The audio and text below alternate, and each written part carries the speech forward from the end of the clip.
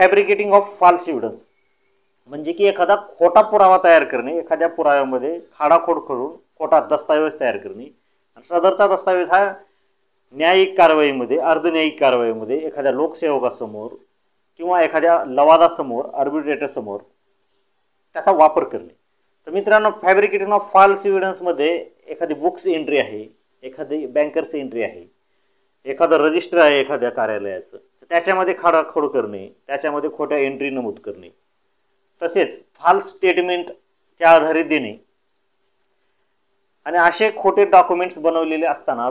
Fabricated documents तयार केलेले असताना त्याला खोटं आहे हे माहीत असताना देखील किंवा एखादा इलेक्ट्रॉनिक रेकॉर्डमध्ये खाडाखोड करणे, हे सर्व खोटं आहे हे माहिती असताना देखील तो एखाद्या ज्युडिशियल प्रोसिडिंगमध्ये, एखाद्या क्वासी ज्युडिशियल प्रोसिडिंगमध्ये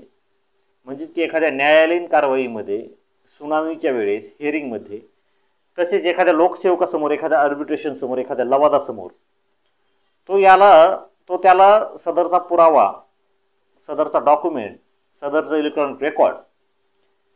हे खोटं आहे, फॅब्रिकेट आहे हे माहिती असताना सुद्धा तो सदरचा पुरावा, सदरची साक्ष, सदरची तक्रार ही कोर्टासमोर करतोय. तर मित्रांनो, अशा गुन्ह्यांना किंवा अशी ती साक्ष दिल्यामुळे एखाद्या न्यायिक किंवा एखाद्या अर्धन्यायिक कारवाईमध्ये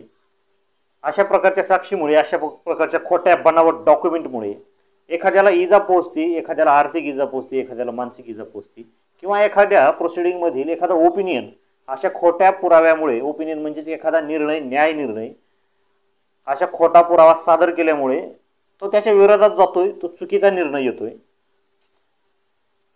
त्यालाच आपण फॅब्रिकेटेड फॉल्स एव्हिडन्स म्हणतो.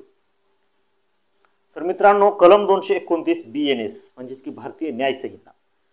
यामध्ये पनिशमेंट फॉर फॉल्स एव्हिडन्स म्हणजेच की खोटी साक्ष देणे, खोटा पुरावा देणे, खोट्या तक्रारी दाखल करणे, खोट्या केसेस करणे